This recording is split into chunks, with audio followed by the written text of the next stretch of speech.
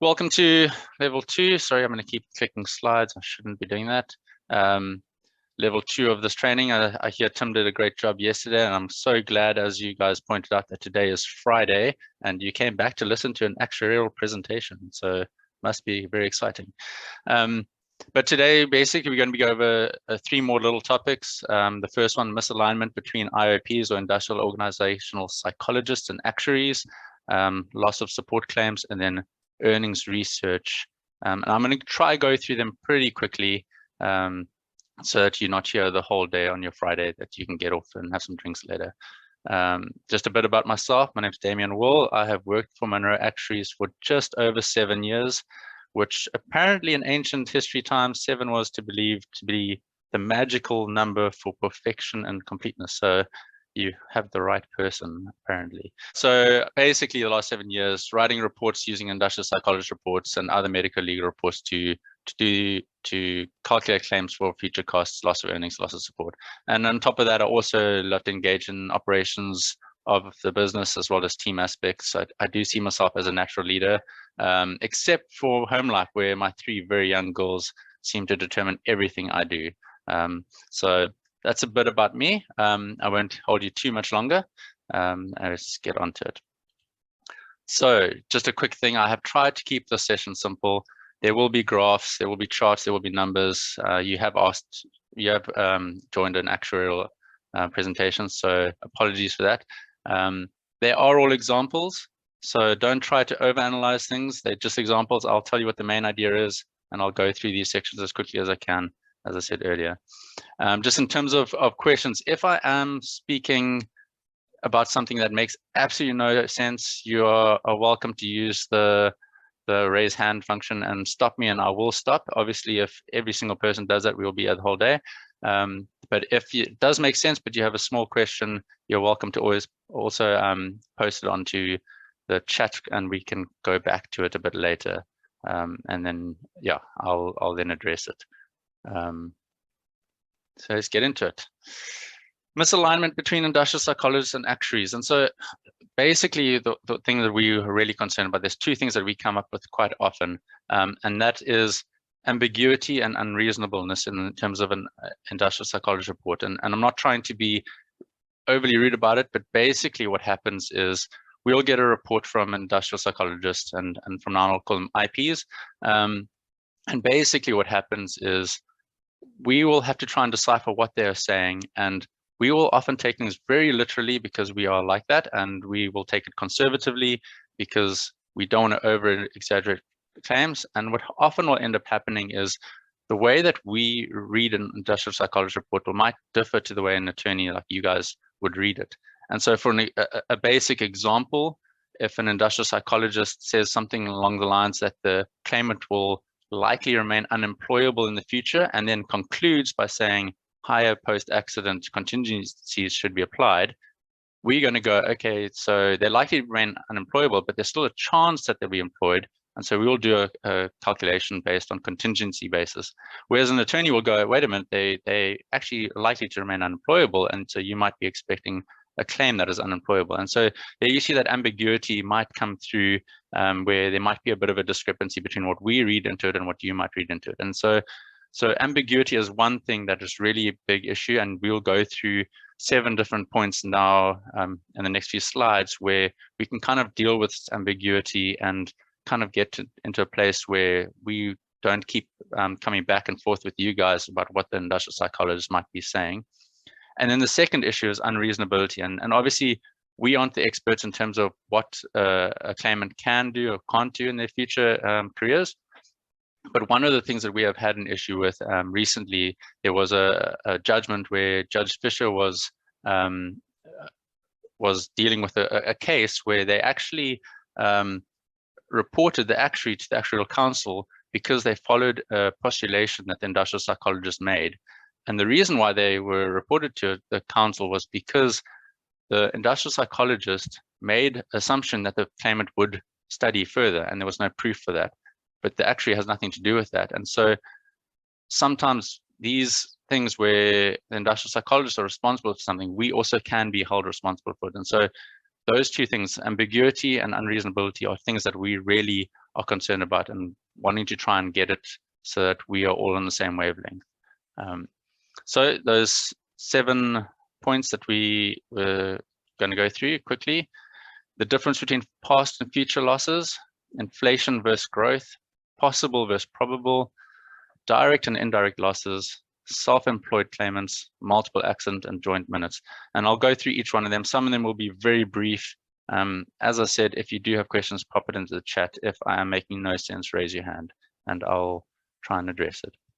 So one of the first things that we seem in terms of ambiguity, well, not ambiguity, but that can be misleading by industrial psychologists, is this idea of past losses. And since mortality and discounting is only applied in the future, legally speaking, there is a specific definition for past and future.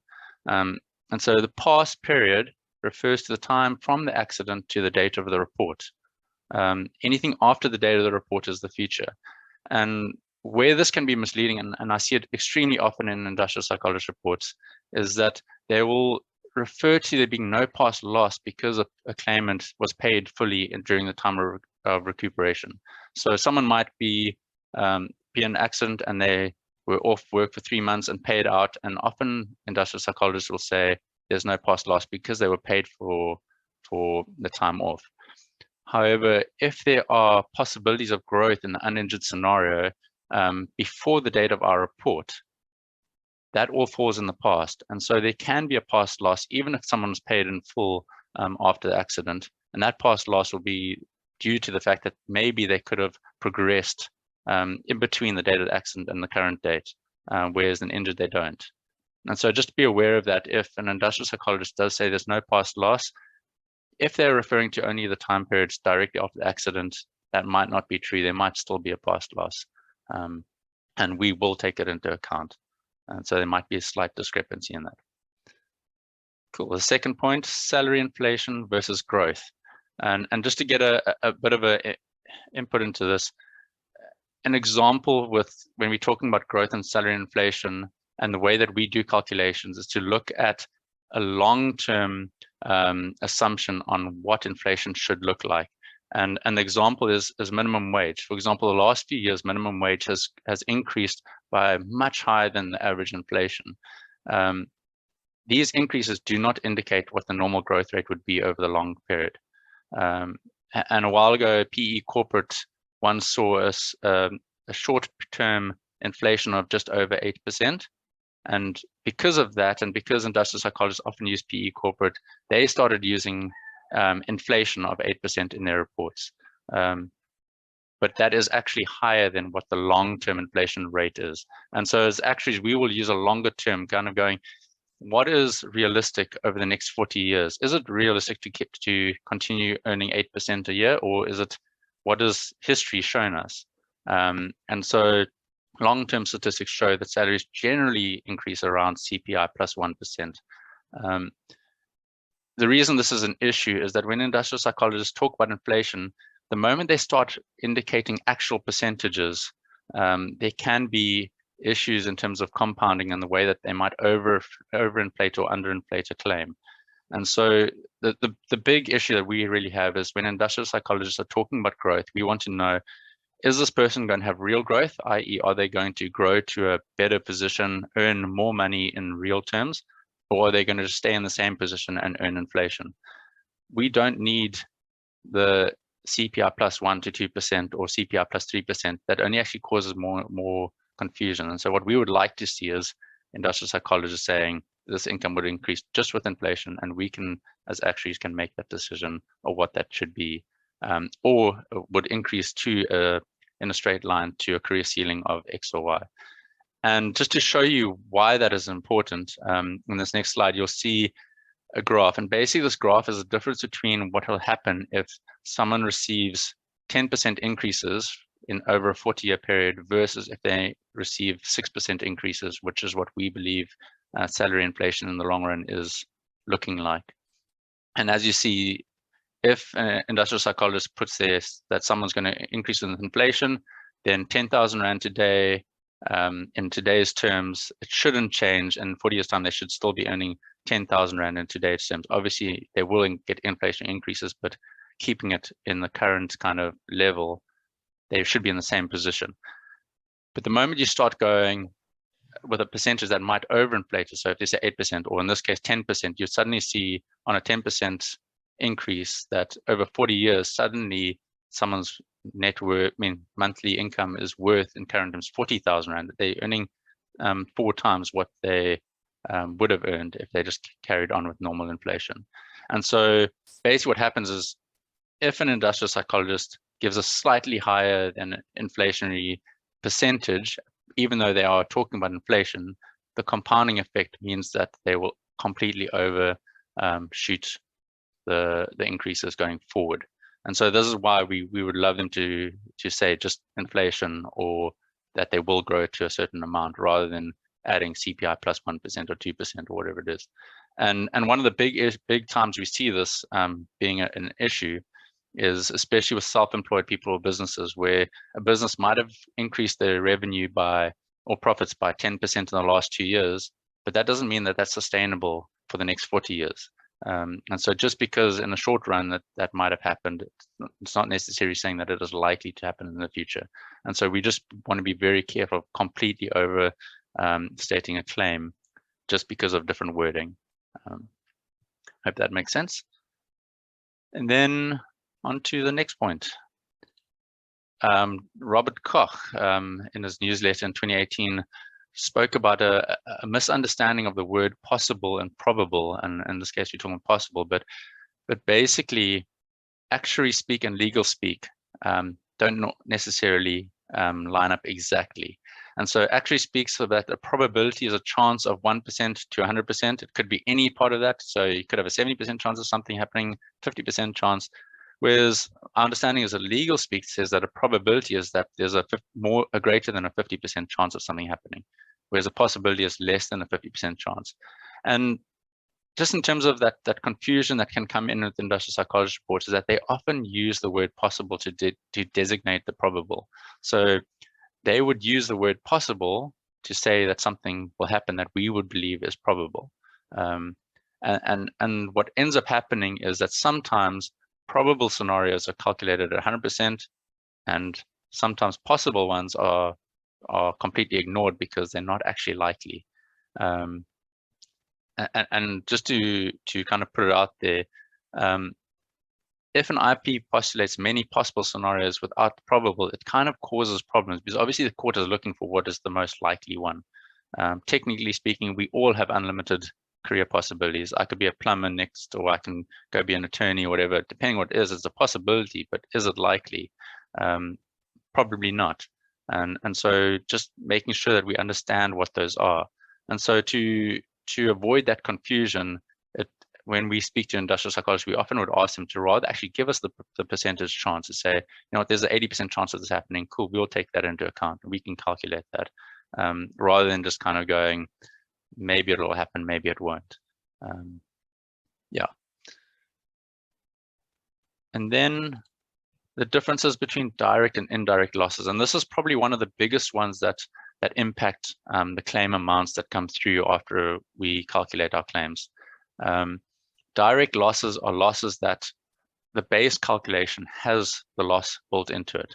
So it's where things are defined or definite, or at least the industrial psychologist is clear on what they are wanting as the loss to be made. For example, the claimant is unemployable. We can calculate that and say they're not going to earn any money in the future.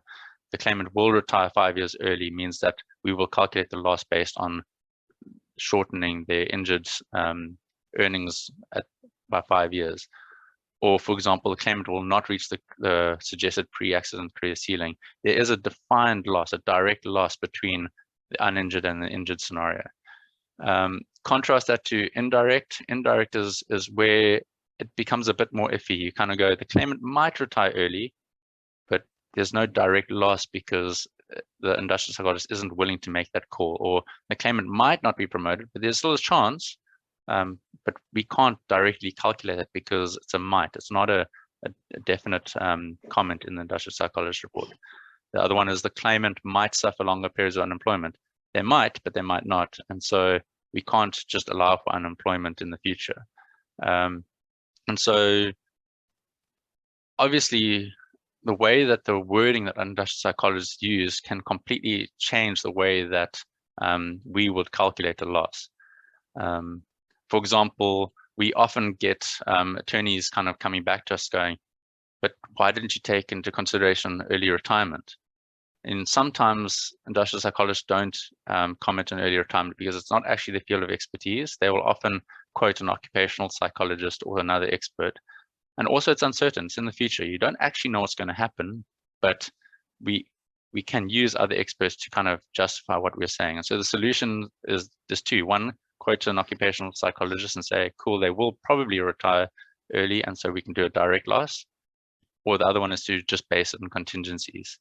And so just be aware of that if it is a possibility, but the industrial psychologist isn't willing to say there's definitely going to be early retirement, it's probably going to be dealt with by contingencies and won't be in the base level of the calculation.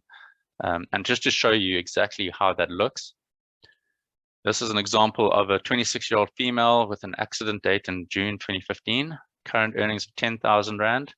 And the assumption was that in uninjured, they would have earned 20,000 Rand by the time they turned 50 and would have then earned inflation until age 65. Now that the accident's happened, the assumption is that the injured earnings would just increase by inflation. So the person's no longer going to reach the career ceiling, and they're also going to retire at age 60. So 5 years early retirement. So in this graph, you can see there's a direct loss, which is the difference between uninjured and injured, or that gray area on that graph.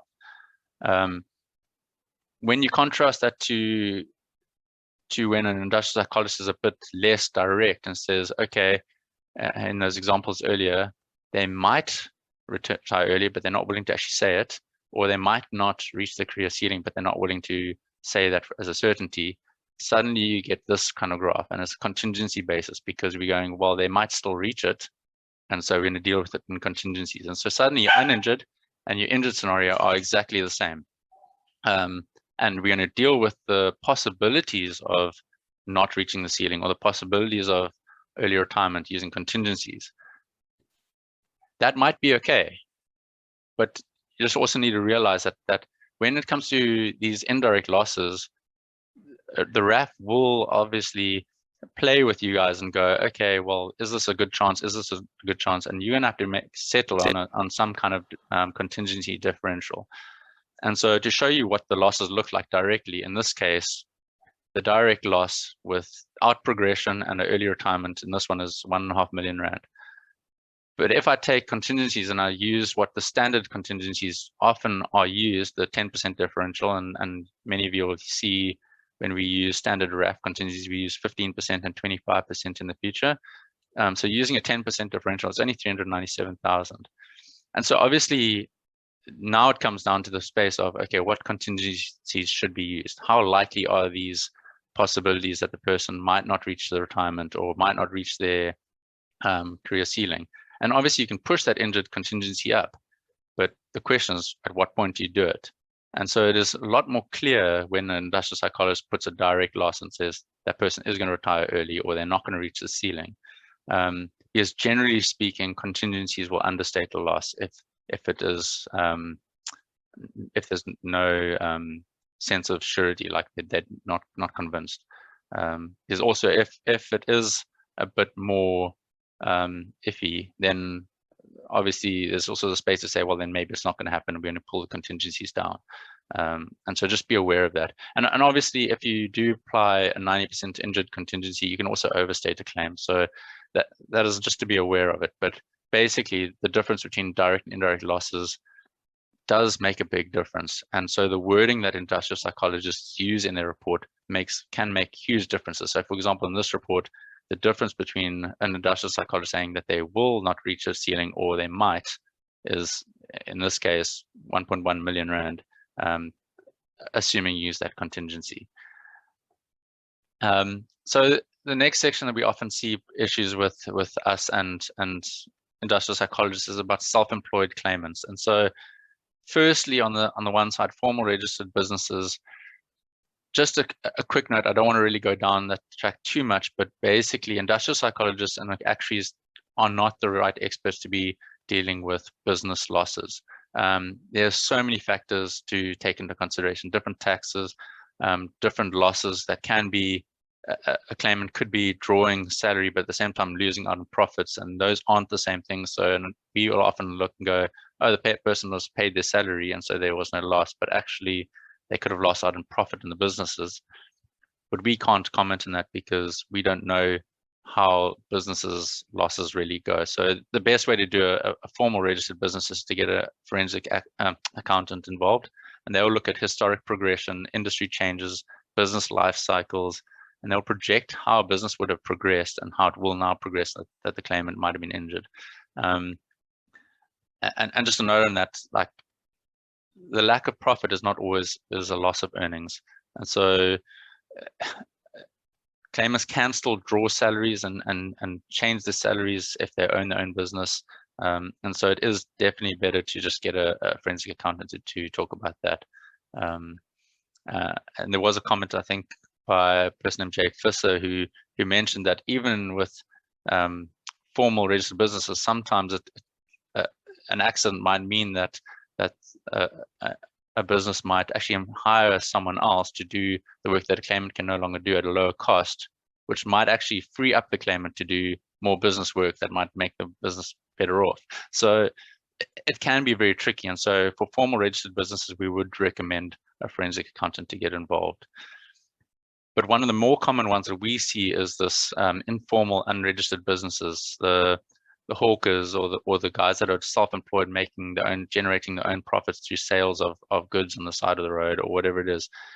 And in this case, quite often industrial psychologists will just take an affidavit and go, the person was earning X amount per month. And the big key here in terms of accuracy and making sure we're all on the same wavelength is that when it comes to losses, the losses going forward and the claim that we are claiming against the Road Accident Fund should be based on your take-home pay. And so what we would do with someone who's salaried, we would take their salary, we would apply tax and say, okay, how much would actually go to their pocket? And so for an informal, unregistered business, then the question comes, is the income they're making, is that their take-home pay, or do they still have expenses that they need to pay off? So for example, someone's selling chips on the side of the road, they might get R5 for a packet, but they might have had to buy the packet for R2. And so the actual profit is R3. And that is what we actually need to know, is that's the take-home pay. And so that is one of the other issues that come up in industrial psychology reports, that we will often get these kind of comments and come back to attorneys like you guys and say, but what was the expenses? What did the person actually make in profit? And that is an important part that can overstate a claim if we are only just using the income that they are generating. Yeah, and then those profits should also be stated as before or after tax. So sometimes taxes is not really considered. Some of the smaller claims, obviously, people won't be paid tax, but sometimes we are given bank statements and things like that that aren't always easy to kind of figure out if the person has paid tax or not. And those are the kind of information that we do require for the informal kind of self-employed people. Okay. And then another one that sometimes comes up, doesn't happen as often, is multiple accidents. And the reason I want to bring this one up is because this can have substantial impacts depending on how things play out in terms of claiming. And so if a claimant has had more than one accident and there is a desire to claim against the Road Accident Fund for both of them, then we just need to know the way that it has happened. And there's 3 scenarios that might arise from this. And the first one is that the claim is only for the first accident. The second accident, there's no impact to earnings. And so in this case, the second accident should just be treated as if it would have happened in uninjured and injured. And so we deal with the first accident. This graph basically saying after the first accident, the person's earnings of 20,000 reduced to 10,000, and then they would have taken early retirement in 2020. And that's not really too big an issue if the second accident doesn't impact. The biggest issue is actually the second scenario, and that is if there's a claim for the first accident that has already been instituted or possibly finalized. And the issue that comes into this is that if the claim for the first accident has been instituted and finalized, or either of those, it means that the claimant is claiming for the impacts of the first accident. And so when it comes to the second accident, if you're going to claim again for the second accident, we need to take into account that they've already been paid out the losses caused by the first accident. So in this case, a very simple version of this, when the second accident happens after 2020, because of the first accident, the claimant in theory would have already retired and already be earning nothing. And because the claim for the first accident would pay out for the loss of that coal gray area that you see on the graph there effectively will be no loss after the second accident, even if the person was injured more. And in this case, industrial psychologists that are dealing with the second accident should be using the injured scenario from the first accident as the uninjured scenario for the second.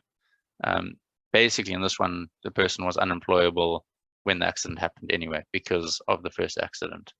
I hope that makes sense. But basically, we sometimes do get two different industrial psychologists or two different reports for two different claims for the same claimant. And one would say that the claimant was unemployable after the first accident, and then suddenly there's a second accident, and suddenly this person has an uninjured earnings progression. You're going, but I thought they were unemployable after the first accident. And so we just need to be aware of that. And then the third scenario that can happen is that the claim for the first one has not been instituted and not prescribed, and then they can still claim for that accident. But because it hasn't already been instituted, you can effectively claim for both accidents in one go. And so you can do it all in one go, and it won't have any kind of double compensation involved. And so you guys as attorneys would need to just be aware, if there are more than one accident, which of those scenarios is happening, and be able to address it with industrial psychologists and actuaries to say, are you aware that this accident has been claimed for or hasn't been claimed for? Because as I said, it can be a problem if we're trying to claim for a second accident for earnings that were already taken into account in the first accident and the reports that was made for the first accident. Yeah. Then lastly, in terms of just the discrepancies with us and industrial psychologists at times, like the vagueness and ambiguity, is just dealing with the Gauteng practice directive, and that experts reports must be drafted in a format that has for lucidity, brevity, and convenient cross-referencing. And just in terms of, there's a repeated reference in the Ntombela judgments that these do need to be in a specific format, and that the responsibility is up to the attorney to make sure that IPs and actuaries on them are actually keeping up to this kind of drafting space and the way that they draft their reports. And going on from that, the issue that we sometimes get and comes into joint minutes between industrial psychologists, and that's the second point, is that where there are overlapping experts, the experts need to produce joint minutes indicating their endeavor to settle, and then obviously failing settlement, they narrowly define the differences. So they need to indicate what they agree on, what they don't agree on, why they don't agree on it, so that the court can actually deal with those things and go, well, is there a reason for the disagreement or not? And so this is where, if you send us a joint minute from an industrial psychologist, we all might often come back to you and go, we're not sure what they are saying. Are they actually agreeing? Are they trying to agree or not? And so some of the common issues we have with joint minutes, we will get these kind of comments. We refer to our initial reports for earnings details. The reality is that the final calculation should be based on the joint minute, not on separate reports, because they need to come to agreements. And if they can't come to agreements, they need to be able to set out the differences. So we shouldn't be going to two initial IP reports as well as a joint minute to try and figure out what the information is. It should be a matter of going, this is what we agree on, this is the earnings, or this is what we don't agree on, and this is why we don't agree on it. Because one of the main purposes of joint minutes is to come to agreement for calculation purposes. And then the second point there is that differences are based on reported earnings. We defer to collateral. That might be mentioned in industrial psychologist reports or in the industrial psychologist joint minutes. The reality is if they don't have collateral, we also don't. And so where it comes to those kind of things where they go, we're basing on different earnings, the reality is, and if it's past earnings, there should be factual information that they can agree on. If they can't agree on it, then the question for us is, what do we use? Do we use the average? Do we do two different scenarios? Being aware that obviously the court is looking for a single scenario to try and simplify the claim and the process. Just because they are trying to simplify doesn't mean that there can't be more than one scenario, but obviously we are wanting to kind of look at it and go, we will only want to make more than one scenario if there's a reasonable reason for their differences. So they kind of go, we actually stand our grounds and go, we disagree because of X, Y, and Z, not just because we don't have the information. And so there are 5 points that often we find in joint minutes that we have to come back to you guys for. And the first one is the past career history, the time between the date of accident and joint minute. Often industrial psychologists don't even discuss it, they just refer to the initial reports. Sometimes, and as I said, it should be referenced inside the joint minute already, what has happened in the past. And especially when this happens, there's a time period between the date of the industrial psychologist report and the date of joint minute that there is nothing for us, because if we're going back to the initial industrial psychologist reports, obviously their report was dated earlier than the joint minute. And so if there is changes in employment, it definitely needs to be indicated in those joint minutes. And then the second issue that we often find is that the figures not provided. If figures aren't provided, we have no figures to go with. And sometimes there might be an agreement. They might go, cool, we agree on Patterson A1 or A2. But if they don't give us what earnings they're using, there might be different sources that they're using. So one industrial psychologist might use PE Corporate, one might use Deloitte, and suddenly the claims are completely different. But when we come to a joint minute, we have to choose which one to use. And we don't know because they haven't said, okay, we're using Deloitte or PE Corporate. And so we really want them to say, these are the figures that you need to provide. And then the third point, they might agree on basic salaries, but don't mention benefits. Again, in the issue here is if they're not discussed what benefits they agree on or don't agree on, we can't really include them. And by excluding benefits, you can completely understate claims. And so these are things that should be involved in these industrial psychologist joint minutes. And then fourth, often we'll get IPs agreeing on a scenario and they say, cool, we agree this will happen, but then they provide alternative scenarios. And the reality is this joint minute is there for purpose of settlement. And so multiple scenarios just add confusion and they don't bring clarity. And so one of the things we are looking for is, again, let's go, if you agree on a scenario, stick to that scenario. And the fifth one is just retirement ages. Quite often we'll get two different industrial psychologists just pulling stuff out of their initial reports. One will say between 60 and 65 for retirement age, other will say 65, and we go, do we need to make two scenarios just to account for that? Or should we just use 65 because that's in both ranges? And so there should be agreement on those kind of things because they're not based on early retirement or anything like that. It's just general retirement ages. So those are the 5 things that we kind of want industrial psychologists, when they're doing joint minutes, to kind of agree on, because if they don't, what's going to happen is we're going to come back to you and go, we need their initial reports. We're going to try and find the information. And because it's not clear, we might make assumptions that change losses. And we obviously don't want that. So now hopefully we get industrial psychologist reports that are absolutely clear and we all agree on everything. But that's that first section done. Do you guys have any questions?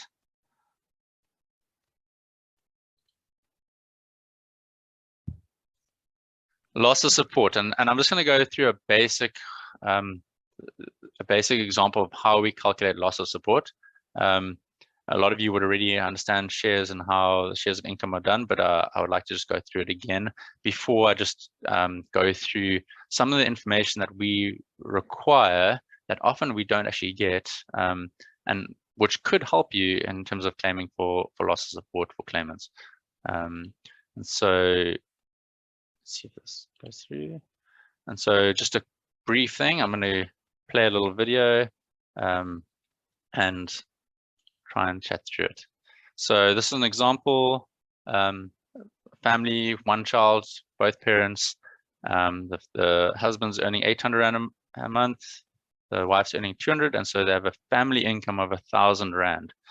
So the way that we do loss of support is that it's looking at the loss of an individual share on the family income based on if someone passes away, what do they lose out on?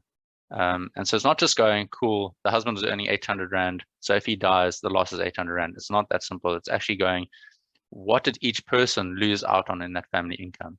And so in this case, you have the husband earning 800 Rand, the wife earning 200, which means the family income is 1,000 Rand.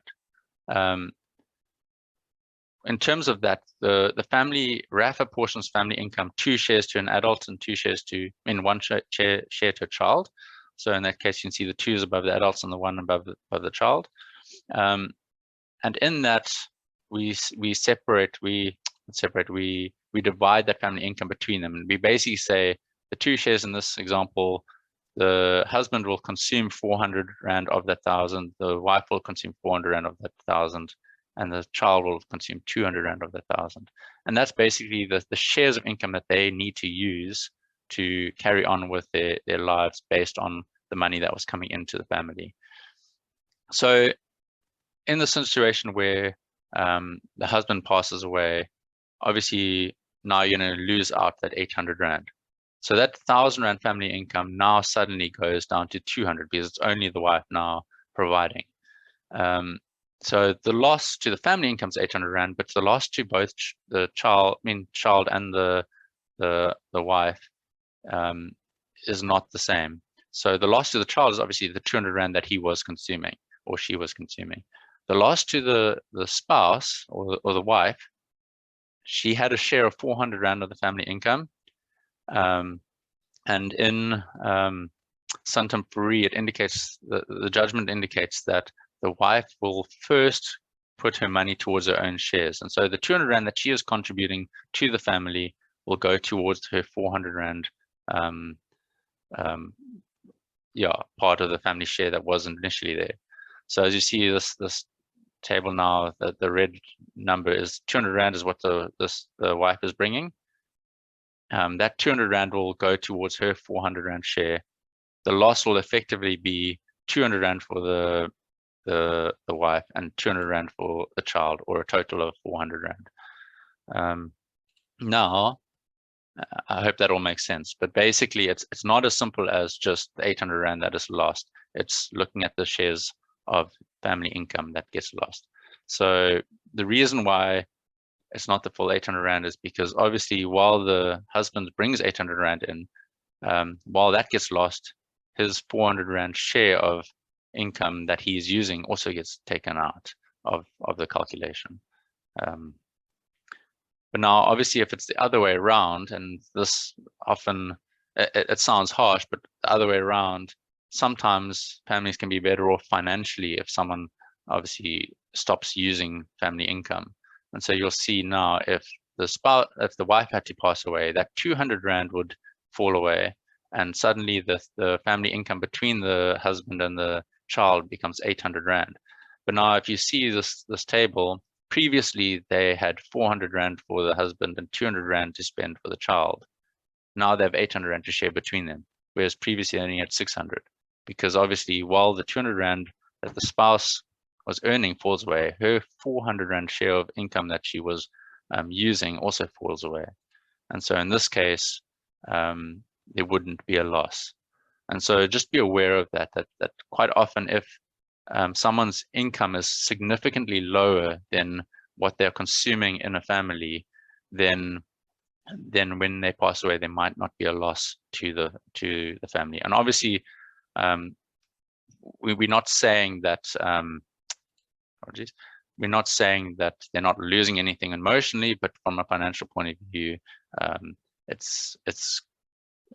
financial point of view, they actually are better off if someone that's earning less than what they are taking up passes away. So again, a quick analysis: husband 800, wife 200. That circle is the shares of each of the people, and if the loss of support becomes 200 Rand for the wife and the child if the husband dies, because the 400 Rand that he is consuming goes away, but his 800 Rand he's contributing also goes away. And again, if the wife dies, there's no loss of support, because while the family loses out 200 Rand, they also gain the 400 Rand that she would have consumed because she's no longer needs it.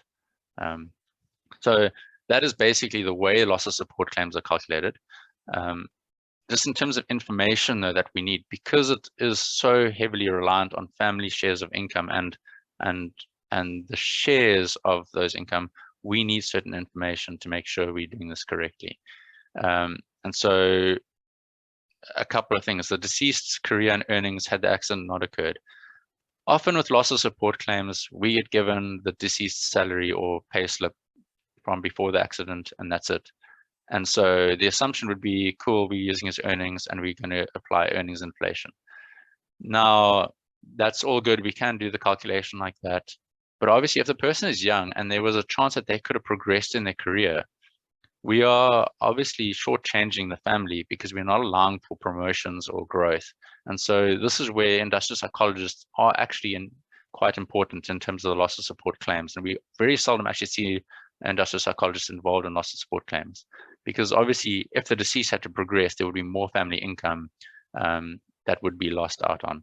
And so the one suggestion is, if a person, especially the deceased, is young, it might be worth getting an industrial psychologist to do a report to say they could have progressed or not, because that can obviously increase the size of the claim and not shortchange the children or the spouse. The second thing we often don't get is the plaintiff's career and earnings. Again, loss of support claims are based on the family income, and so if the spouse is earning, it impacts the claim. And often we will just get given the deceased's earnings, nothing mentioned about the spouse. And so if the spouse's earnings aren't provided to us in our reports, we will say no earnings information being provided. We've allowed for no earnings for the plaintiff. Obviously, if they were working, this is incorrect and the calculation won't be correct. And it is a big assumption, but unfortunately, we will make assumptions based on the information provided. Again, in this one, plaintiff's career and earnings had the accident not occurred. It's also tempting sometimes for attorneys or industrial psychologists to provide us scenarios where the plaintiff's earnings has changed because of the accident. So maybe they had to give up their job to go and look after their kids or something like that. We aren't looking for that. We need to know what the career and earnings would have been if the accident did not happen. So one of the examples is, if the plaintiff was a housewife, for example, and was not earning, but had to take up a job to provide for her family, in a loss of support claim, we would generally not take that into account because it was not likely that they would do that. And so you could be shortchanging the children if you take into account earnings that they have taken up because of the accident. When there's a loss for the plaintiff that they had to lose out on employment because the deceased passed away, a separate loss of earnings claim can be taken up for the plaintiff to say, because so-and-so died, I've had to take a loss in earnings, and that'll be separate to the loss of support claim.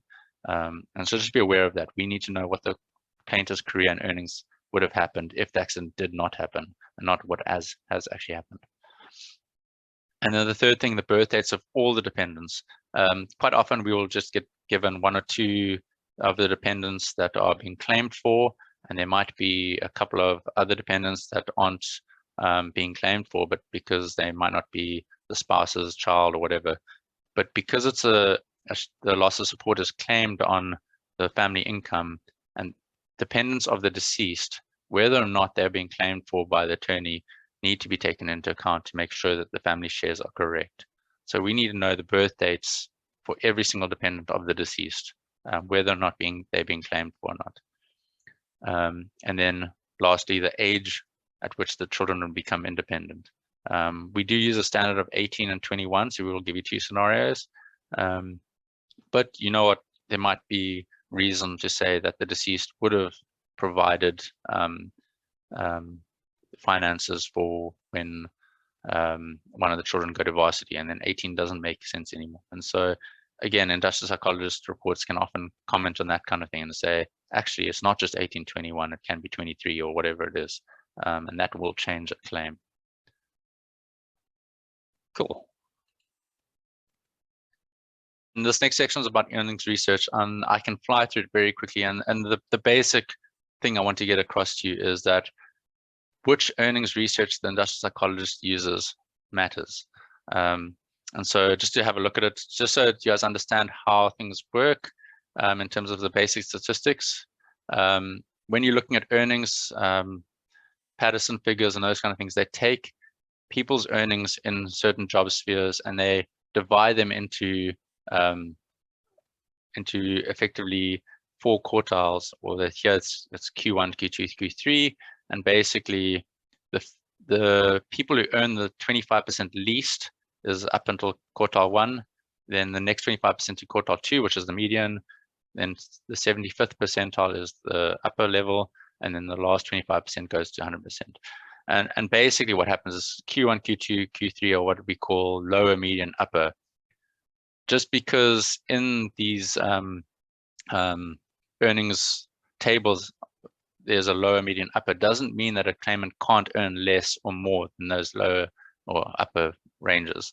But what the statistics does is it takes away the lower 25% and the upper 25% as outliers, to try and make it a more generalistic approach to earnings. And so there's no reason why a claimant can't necessarily earn at the 90th percentile. But when we're talking about Patterson figures, lower, median, upper refer to the 25th percentile, 50th percentile, and 75th percentile, just if that makes sense. But that's not really the big issue here. A big issue here is the difference between different sources of information. So here's a table that we have just taken one section of each grading. So Patterson A1, Patterson B1, C1, D1, E1. And we've taken the figures for the stats SA figures, the quantum yearbook basic salary, and the quantum yearbook total packages. And we basically taken them all from the quantum yearbook because we have it. But the theory stands with other ones like PE Corporate and Deloitte. The reality is they give different figures. So for example, someone that's going to earn at Patterson E1, if you use Stats SA, we're going to say they're earning 496,000 Rand a year. But if you use a quantum yearbook total package, it's 2.6 million. Which figures you use matters, because often IPs will range career progressions based on Patterson figures. But as you see here, Patterson E1 isn't the same on using different research methodology. And the reason for those, it could be a whole lot of things. It could be the Stats SA values could be excluding benefits, or it could be including, we're not 100% sure. But to have a look at it, Stats SA versus quantum yearbook basic salaries here, all you need, from A1 to B3 or so, it's quite similar. But as you get into the higher ranges of earnings, you start seeing that the quantum yearbook Patterson figures for corporate completely more than double earnings than Stats SA use. And so just a heads up, just be aware that what Patterson sources the IPs use does matter. And that's what we were saying in terms of the joint minutes, that if one's using Deloitte and one's using Koch, there will be different figures. And so we need them to agree to make sure that there's not big discrepancies between those figures.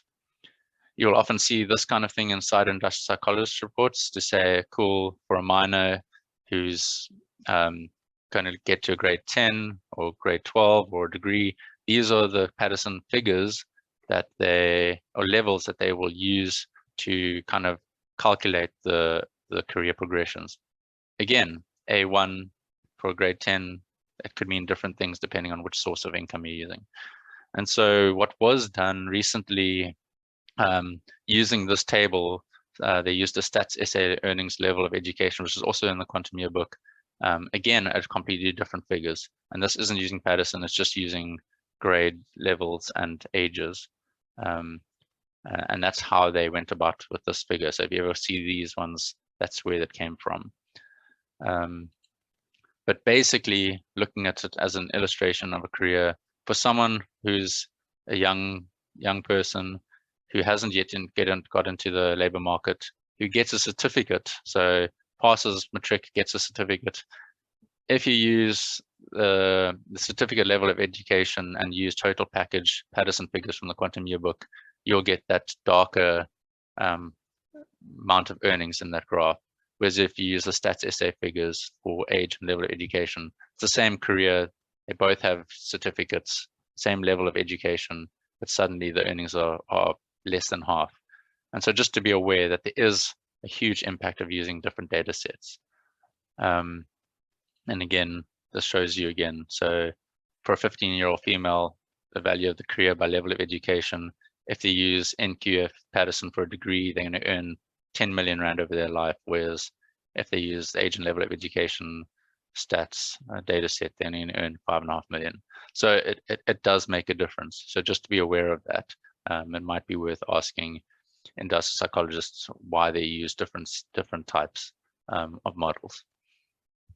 And then that effectively brings me to conclusion for what I'm wanting to address today.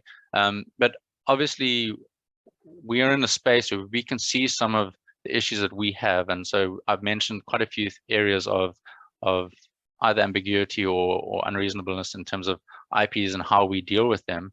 And one of the tools we have, and I'm going to punt it just because it's there and available for IPs, is something we call T, or the Earnings Assistant.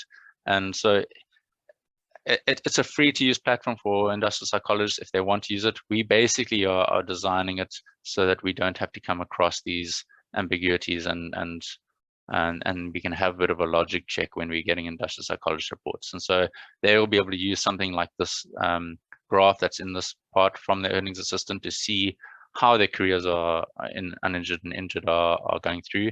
And as attorneys, you could also use this to kind of just give a pinpoint of seeing where issues are for negotiation are. For example, this one, you can have a look at and go, cool, injured is a lower progression or a later career ceiling. And so it's just a tool for industrial psychologists to use. And quite often they don't use this typographical data. And so sometimes having the graphs can show them if they are overstating something or understating something. Sometimes we even see industrial psychologists suggesting career ceilings that are lower than the person's current earnings. And you're kind of going, I don't think that's going to happen. Like, no one's going to take pay cuts for the sake of it. And so this tool, as the Earnings Assistant, as I said, is free, and industrial psychologists can use it. And it also gives them a space where they can print out a earnings summary. And that, again, takes away that ambiguity. We can look and go, there are the figures. We don't have to call back and forth to the attorney trying to figure out what we should be using. And then the second tool, and Kerry mentioned it earlier for those who arrived a bit later, is our digital platform called Connect. And this is just a place where you guys can access your data. So your reports, you can look at past reports, you can request new ones, you can request amendments, you can access your invoices and other financial documents, you can change contingencies and those kind of things. And so if you are interested in that and that kind of thing, you're welcome to snap that QR code in the top right of the screen, and it'll take you to a portal where it'll ask you to send an invite to you, so that you can get added onto the platform.